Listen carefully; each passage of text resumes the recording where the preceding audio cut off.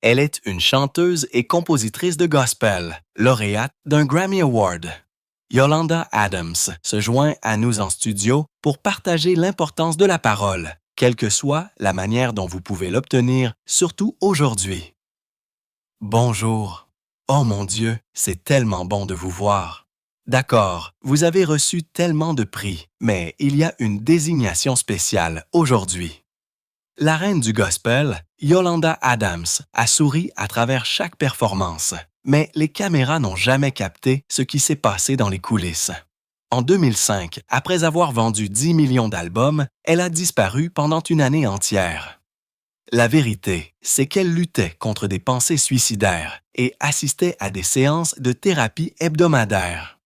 Alors que les fans pensaient qu'elle prenait une pause, elle perdait en réalité 200 000 $ en spectacles annulés et luttait contre la dépression la plus sombre de sa vie. Mais ce n'était pas son seul secret. Pendant plus d'une décennie, elle a caché une maladie douloureuse qui a failli la faire s'effondrer sur scène devant 5000 personnes. Yolanda Yvette Adams est née le 27 août 1961 à Houston, au Texas. Elle était l'aînée d'une famille de 6 enfants. Son père, Major Nuda Adams, conduisait des camions et gagnait environ 300 $ par mois. Sa mère, Caroline Jean Adams, restait à la maison pour s'occuper des enfants. Leur revenu total restait inférieur à 15 000 $ par an. En 1969, l'inflation a atteint 5,7 % et les choses sont devenues plus difficiles. Ils vivaient dans une minuscule maison de 2 chambres dans le 3e arrondissement de Houston, où près de 30 % des familles noires vivaient dans la pauvreté pendant les années 1960. Yolanda a grandi en entendant parler des marches pour les droits civiques et en voyant la douleur dans son quartier. Son père était absent pendant des jours, transportant du fret à travers le Texas, et sa mère faisait vivre la famille en faisant chanter des hymnes aux enfants pendant le dîner. C'est là que l'amour de Yolanda pour la musique a commencé.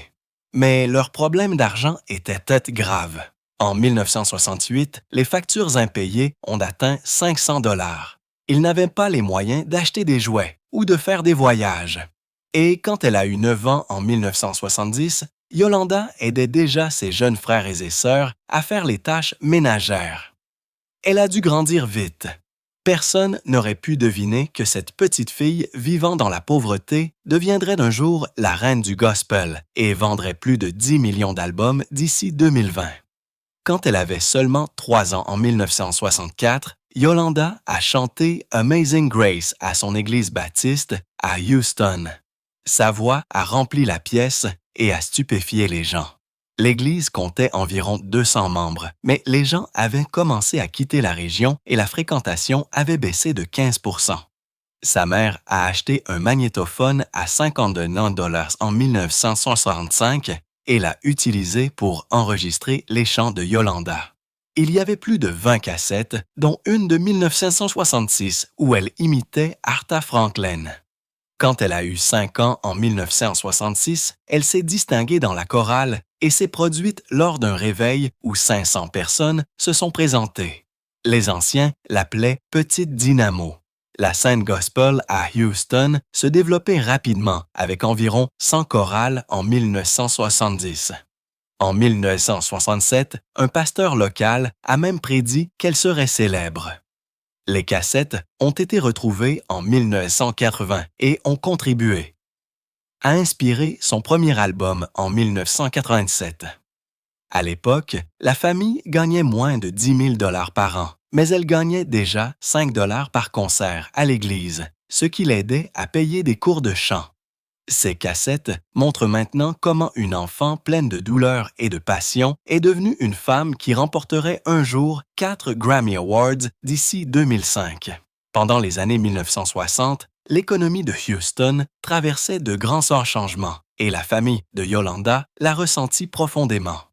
Le revenu de camionnage de son père a chuté de 4 000 $ en 1965 à seulement 2 800 $ en 1968. Les grèves et les fermetures d'usines ont supprimé 20 000 emplois et le chômage a atteint 6,5 % en 1969. Entre 1963 et 1970, La famille de Yolanda a déménagé 5 fois, restant toujours dans le 3e arrondissement.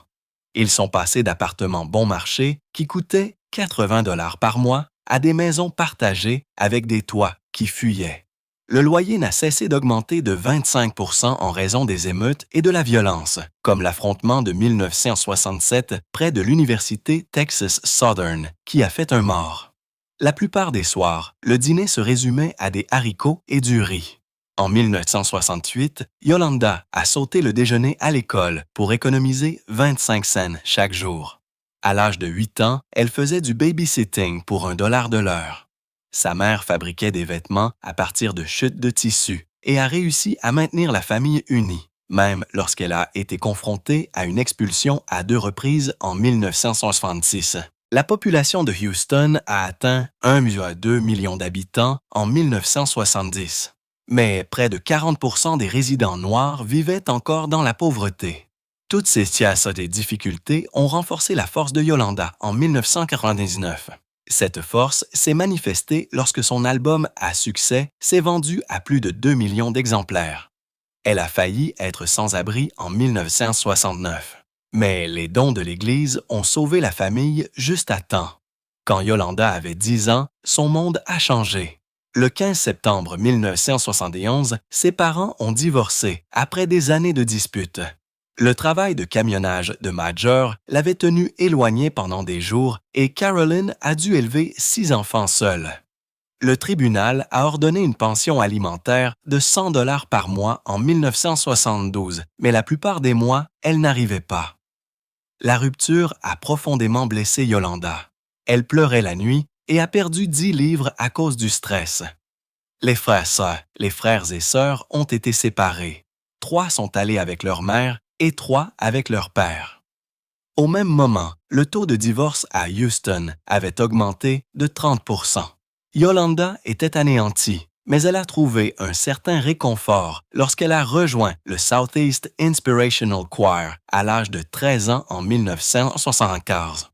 Yolanda est entrée à Sterling High School en 1975. À l'âge de 14 ans, la même année où son père est décédé. La musique est devenue son refuge.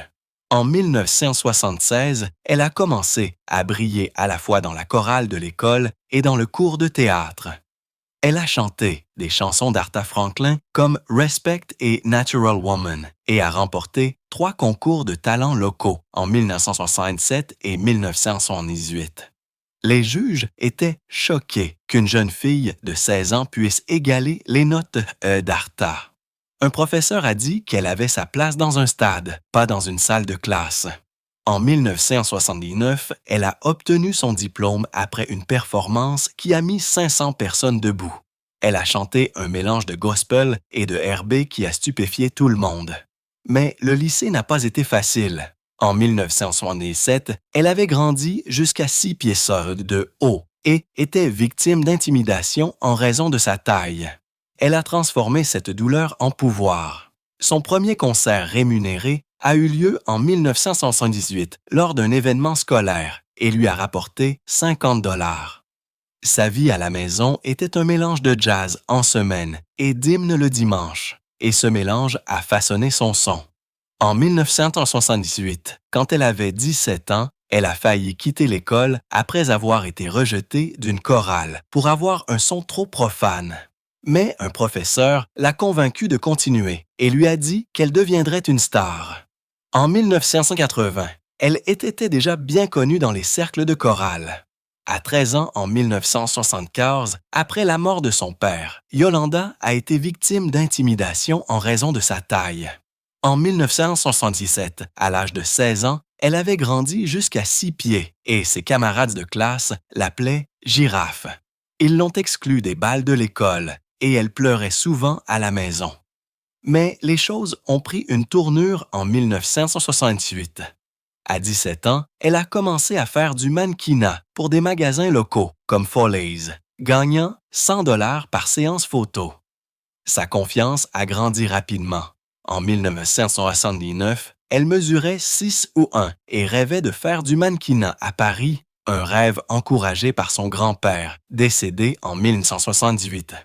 Au lieu d'abandonner, Elle a fait du mannequinat lors d'événements religieux et a porté des robes élégantes qui ont façonné son style futur. Elle a remporté un concours de beauté pour adolescentes en 1969 avec 200 filles en compétition et a choqué les juges en chantant une chanson de gospel pendant la ronde des talents. En 1976, un tyran l'a fait trébucher et elle s'est blessée à la cheville, mais elle n'est pas restée à terre. Elle a joué le rôle d'une grande reine dans une pièce de théâtre scolaire et a reçu des ovations debout. Yolanda a dit plus tard que l'intimidation ne l'avait rendue que plus forte. En 1982, cette force était évidente dans ses puissantes performances de chorale. Après avoir obtenu son diplôme en 1969, Yolanda a commencé l'université à Texas Southern University. Elle avait 18 ans et prévoyait de travailler à la télévision, se spécialisant en radio et télévision, mais la musique est restée proche. Elle a rejoint la chorale de l'école et a chanté lors de 15 événements en 1940 seulement. Pendant le retour à la maison, elle s'est produite devant 1000 personnes et a gagné 200 $ en pourboire. Les week-ends, elle chantait dans des églises, gagnant 50 à 100 $ à chaque fois.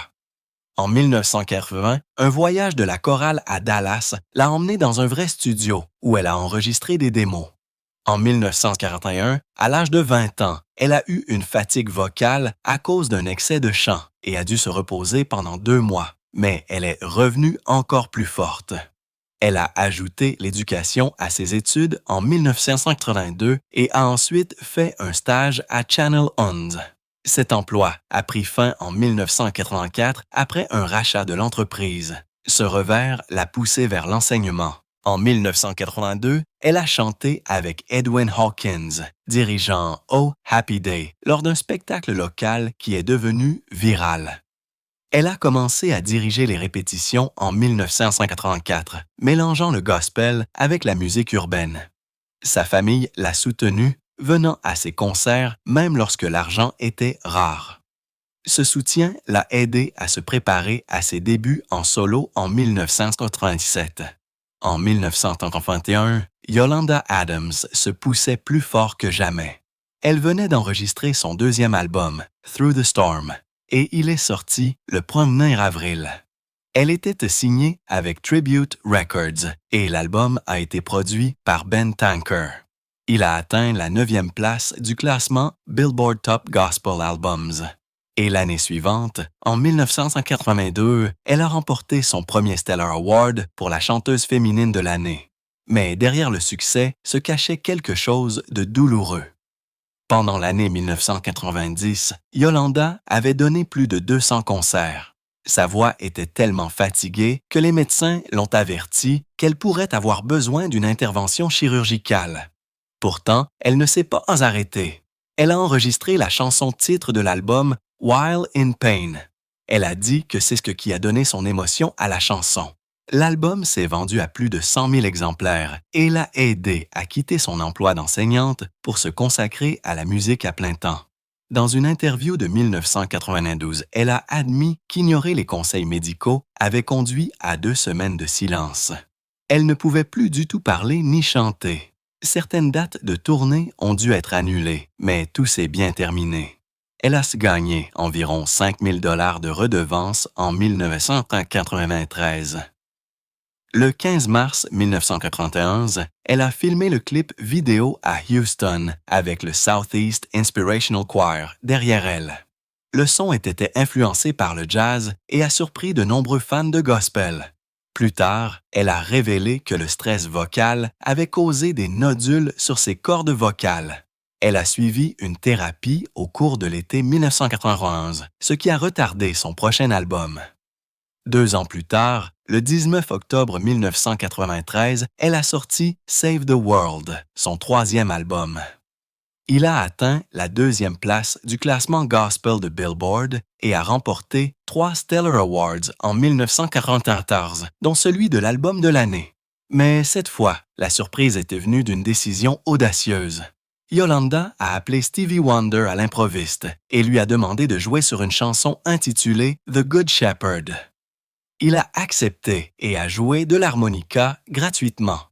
Le morceau a été enregistré le 5 juin 1993 à Los Angeles. C'était un grand moment de croisement, mais tout le monde n'était pas content. En 1995, l'évêque T.D. Jakes a critiqué la collaboration lors d'un sermon. Il a dit que cela diluait le message. 20 églises ont boycotté sa tournée de 1995. Pourtant, l'album s'est vendu à 15 000 exemplaires en 1995. Dans une interview au magazine Jet du 15 novembre 1993, Yolanda a défendu son choix. Elle a dit que la chanson avait atteint plus d'1 million de personnes qui n'écoutaient pas habituellement de gospel. Certaines chansons sans un son avaient de même des rythmes latins, ce qui a choqué les auditeurs traditionnels. L'album a également remporté un Dove Award en 1984. Le duo avec Stevie Wonder a grimpé à la 45e place du classement des singles R&B. En 1994, Yolanda a admis en 1995 que le contre-coup avait conduit à la dépression, mais cela l'a également aidé à gagner des fans dans le monde entier. Le 3 octobre 1995, elle a sorti More Than a Melody, toujours sous Tribute Records. Il s'est vendu à plus de 500 000 exemplaires et a été certifié disque d'or en 1997. Il a culminé à la 4e place du classement Billboard Top Gospel Albums. L'un des succès, Got to Have Love, mettait en vedette Tony Terry et a été enregistré le 20 juillet 1945 à Nashville. La chanson a atteint la 10e place des charts R&B en 1996. Mais en coulisses, Yolanda menait une dure bataille juridique. Le 15 janvier 1996, elle a poursuivi Tribute Records. Elle a déclaré qu'il retenait 100 000 $ de redevances de 1993 à 1995. Les documents du tribunal ont montré que le label prenait 30% de plus qu'il n'aurait dû. En 1997, elle a gagné le procès. Elle a reçu 15 001 $ et a obtenu les droits sur son ancien catalogue. En raison de cela, ses plans de tournée ont été retardés de 6 mois. Dans une interview à Essence en 1996, elle a déclaré que le procès avait failli la ruiner financièrement. Elle avait 8 000 $ de dettes. L'album contenait également une chanson avec B.B. Winans intitulée What About the Children, écrite en 1994. Elle a même fait une reprise de Fly Like an Eagle, qui mélangeait pop et gospel et a surpris ses fans. Tout le problème a commencé lorsque Diadem a fusionné avec Benson en 1996. La fusion a perturbé les paiements. Sa victoire devant les tribunaux a ensuite donné de l'espoir à 10 autres artistes de gospel qui ont intenté des poursuites en 1998. Son plus grand moment est venu en 1999 avec l'album Mountain High, Valley Low. Il est sorti le 21 septembre sous Elektra Records. Il est devenu son album le plus vendu. En 2009, il s'était vendu à plus de 1,3 million d'exemplaires. Il a été certifié platine en 2000. Aux Grammy Awards du 21 février 2001, il a remporté le prix du meilleur album gospel soul contemporain. C'était son premier Grammy. L'une des plus grandes chansons, Open My Heart, a atteint la 10e place des charts R&B en 2000. Elle l'a écrite le 5 mars 1999 après avoir perdu son directeur de tournée dans un accident de voiture sur l'Interstate 10 près de Houston en 1998. Il avait 35 ans et est mort instantanément. Yolanda a déclaré à Oprah dans une interview en 2000 qu'elle s'était profondément déprimée après l'accident. C'est de là que la chanson est venue. La production de l'album était coûteuse. Elle a coûté 500 000 $ et a été produite par Jimmy Jam et Terry Lewis. Ils y ont travaillé à Minneapolis d'avril à juillet 1999. Un autre succès, Fragile Heart, parlait également de son défunt ami. Il a atteint la première place des charts gospel. L'album est entré au Billboard 200 à la 24e place. C'était une grosse affaire pour un album de gospel. Il a attiré 2 millions de nouveaux fans qui n'étaient pas des habitués de l'Église. Il y a eu des allégations de plagiat, mais elles ont été rejetées devant les tribunaux en 2001. Elle a fait une tournée dans 150 villes et en a tiré 2 millions de dollars. Au cours des années 1990, elle a donné plus de 500 spectacles. Son premier grand spectacle international a eu lieu à Tokyo, le 12 juillet 1997. Elle s'est produite au Tokyo Dome devant 15 000 fans. Mais quelque chose d'inattendu s'est produit. Environ 200 fans locaux se sont levés pendant son set et ont protesté. Ils tenaient des pancartes qui disaient « Respect Japanese Gospel » et ont chanté contre ses chansons de style américain. Ils pensaient que son son R&B et jazz était trop éloigné des hymnes traditionnels. La sécurité les a enlevés après 10 minutes, mais cela a retardé le concert de 30 minutes. La protestation a fait la une des journaux dans l'Asahi Shimbun du Japon le 13 juillet. Après le spectacle, Yolanda s'est excusée, mais a expliqué que son style était destiné à relier les cultures. La protestation est venue d'une mauvaise traduction d'un prospectus qui qualifiait son setlist d'invasion laïque. Même avec la tension, la tournée en Asie a rapporté 300 000 $. Elle s'est ensuite produite à Séoul à Singapour. Dans une interview à Billboard en 1998, elle a admis que l'événement lui avait causé de l'anxiété. Mais ses ventes d'albums au Japon ont augmenté de 5 000 exemplaires. De 1990 à 1999, ses tournées ont couvert 40 États et 10 pays et ont rapporté 1,5 million de dollars. En 2001, elle a sorti l'album Believe le 4 décembre par l'intermédiaire d'Elektra Records. C'était son 8e album studio et son dernier sous Elektra avant la fermeture du label. Il s'est vendu à plus de 700 000 exemplaires et a été certifié disque d'or en janvier 2002. Il a connu sa semaine de vente la plus forte, avec 67 000 exemplaires vendus. L'une des principales chansons, Never Give Up, a été écrite en réponse aux attentats du 11 septembre. Un autre titre, Faux Show, mettait en vedette Karen Clark Sheard, sa première chanson après avoir survécu à une expérience de mort imminente. Yolanda a interprété Never Give Up lors de plusieurs événements majeurs, y compris des matchs de la NBA. Cela a aidé l'album à atteindre la 42e place du Billboard 200 et la première place du classement gospel.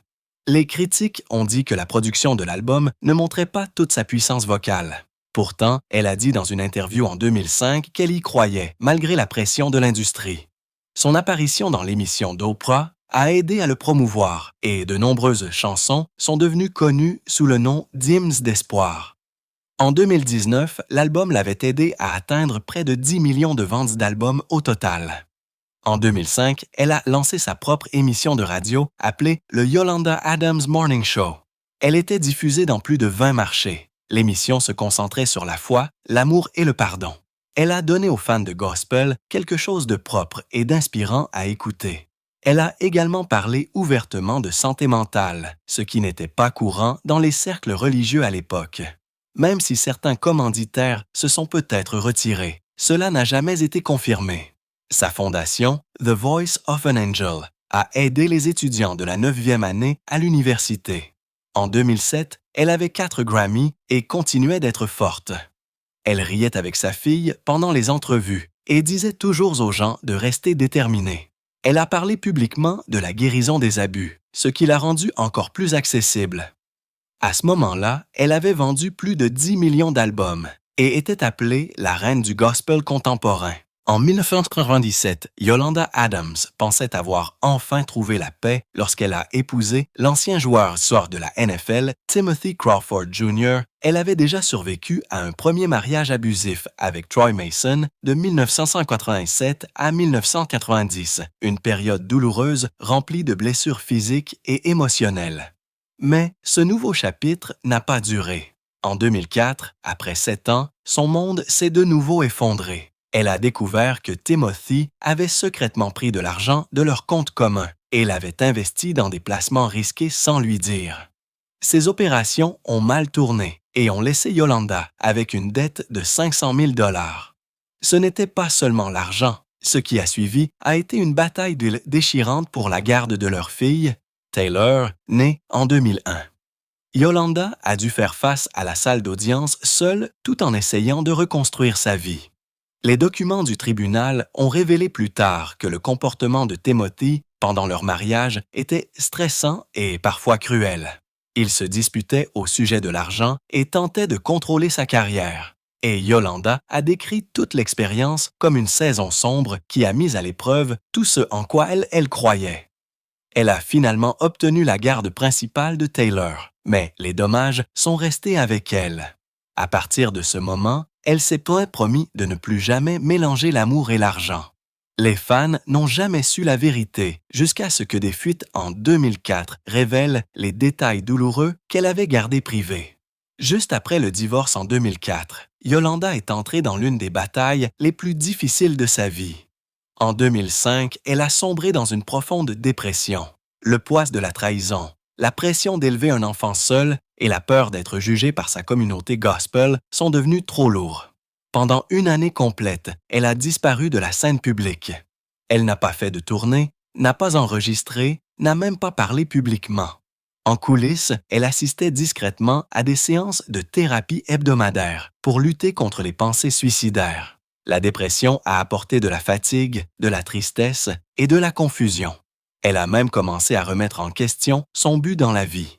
Même si son album de 1989, Mountain High, Valley Low, lui avait apporté tant de succès, elle est restée silencieuse à ce sujet, craignant que les gens du monde de l'Église ne la jugent pour avoir besoin d'aide. Ce n'est qu'en 2010 qu'elle s'est finalement ouverte. Pendant cette période, elle a perdu environ 200 000 $ en spectacles annulés. Mais elle est revenue. Il est revenu en 2006 avec une nouvelle de force, versant sa douleur dans la musique. Les fans ont été choqués quand ils ont appris la vérité. Alors que Yolanda avait semblé forte et inébranlable sur scène, elle s'était battue discrètement pour survivre à huis clos. Puis, en 2010, au moment même où les choses semblaient instables, Yolanda a été frappée à nouveau. Cette fois, c'était quelqu'un en qui elle avait profondément confiance, son manager.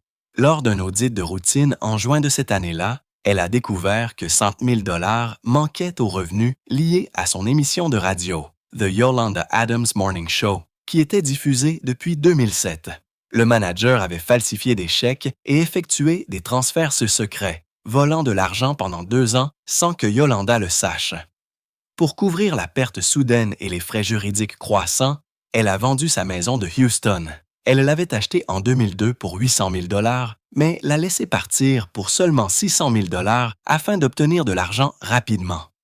Après avoir déposé une plainte en septembre 2010, elle n'a récupéré que 80 000 $. Le reste avait disparu. Cette trahison l'a forcée à faire appel à des experts comptables légistes et à reconstruire son équipe à partir de zéro. Elle a gardé la plupart de ses informations confidentielles pour protéger son image, mais à l'intérieur, elle était bouleversée.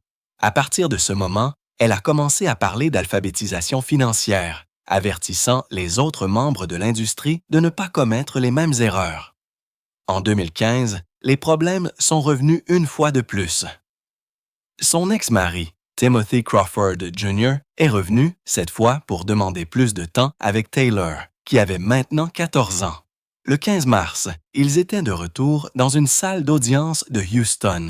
Des documents choquants décelés pendant l'affaire ont révélé les abus verbaux que Yolanda avait endurés en 1998, y compris des moments où il l'aurait traité d'inutile lors de disputes au sujet de l'argent.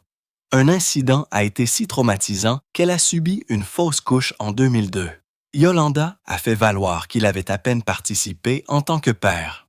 En 2014 seulement, il a manqué 12 des 15 visites prévues prévues. La bataille judiciaire a duré 6 mois et a coûté à Yolanda 50 000 $ en frais juridiques. Le 20 septembre 2015, elle a de nouveau gagné. Elle a conservé la garde complète et le juge a ordonné des visites sommaires supervisées pour Timothy. Les fans ont été stupéfaits. Yolanda avait toujours gardé Taylor à l'abri des regards du public. Mais maintenant, ils ont vu la force qu'il fallait pour élever sa fille, mener une carrière et mener des guerres privées en même temps. Dans une interview en 2018, Yolanda a révélé une vérité que personne n'avait vu venir. Elle luttait contre la fibromyalgie depuis 2008. La maladie chronique a apporté de la douleur, de l'épuisement et des muscles tendus qui ne disparaissaient jamais complètement.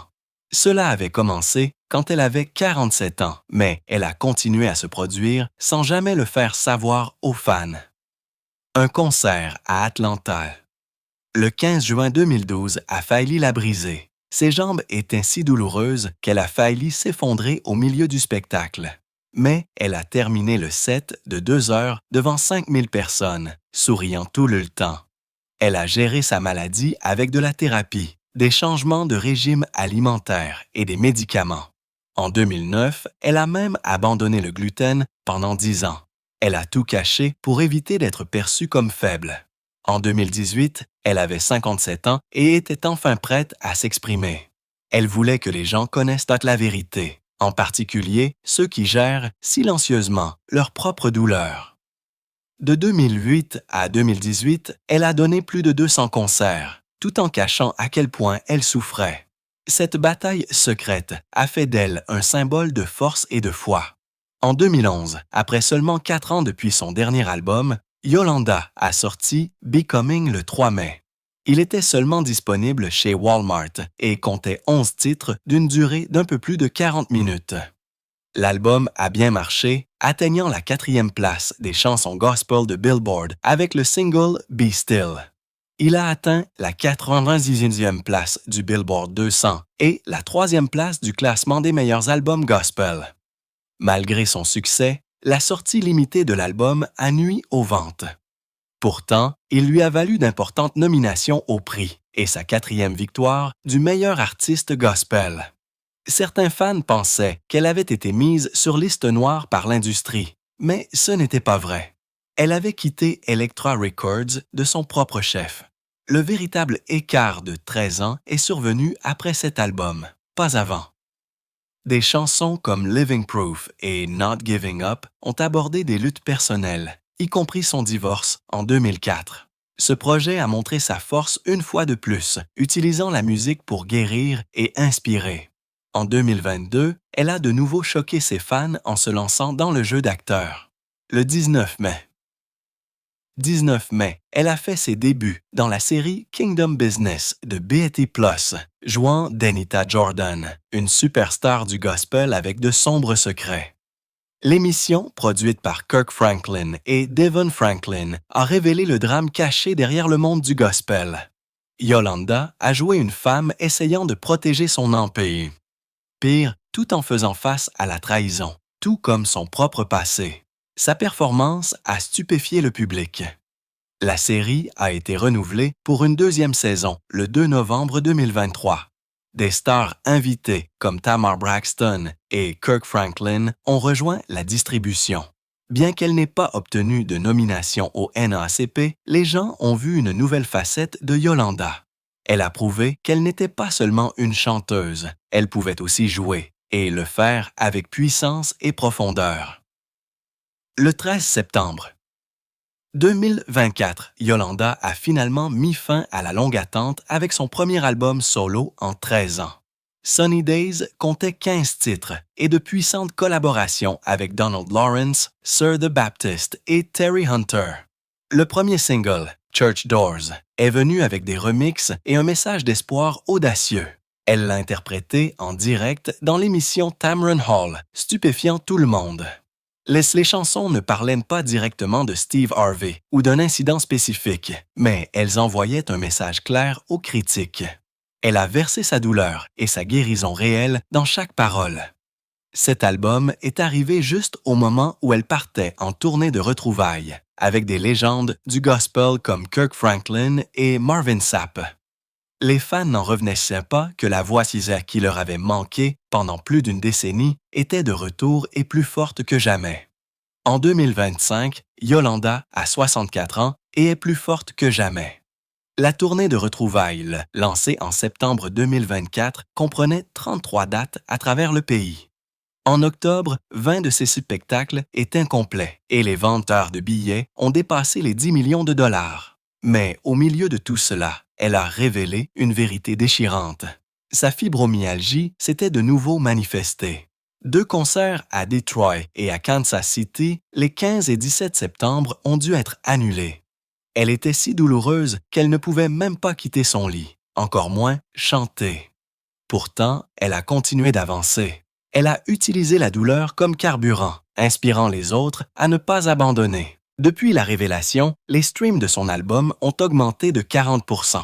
Yolanda a transformé ce qui aurait pu être une dépression en un moment de victoire. Au début de 2025, Yolanda a annoncé qu'elle avait signé un contrat de mémoire avec HarperCollins, prévoyant de sortir le livre en 2026. Le livre racontera des histoires que les fans n'ont jamais entendues auparavant. Un chapitre portera sur son divorce de 2000 avec Tim Crawford. Un autre révélera comment elle a été mise sur liste noire à la fin des années 1990 après avoir refusé un contrat d'enregistrement qui lui demandait d'atténuer sa foi. Elle a perdu des millions de dollars et a passé 2 ans sans travail. Dans une interview sur YouTube du 15 janvier 2025, elle a déclaré que la douleur l'avait aidée à écrire l'album Believe, qui s'est vendu à 500 000 exemplaires. Les mémoires sont accompagnées d'une avance de 1,2 million de dollars et certains chapitres ont déjà fuité en ligne. Dans ce document, elle promet de nommer des noms et de partager tout ce qu'elle a vécu afin que les jeunes femmes de la musique puissent éviter les mêmes pièges. Sa fille Taylor a maintenant 23 ans et marche aux côtés de sa mère, non seulement en tant que membre de sa famille, mais aussi en tant que partenaire commercial. En juin 2024, elles ont lancé une ligne de vêtements appelée YA Curves. Elle a été inspirée par un moment en 2001 où la couverture de l'album de Yolanda a été critiquée pour être trop révélatrice. Les gens de l'Église ont dit que sa robe était trop sexy.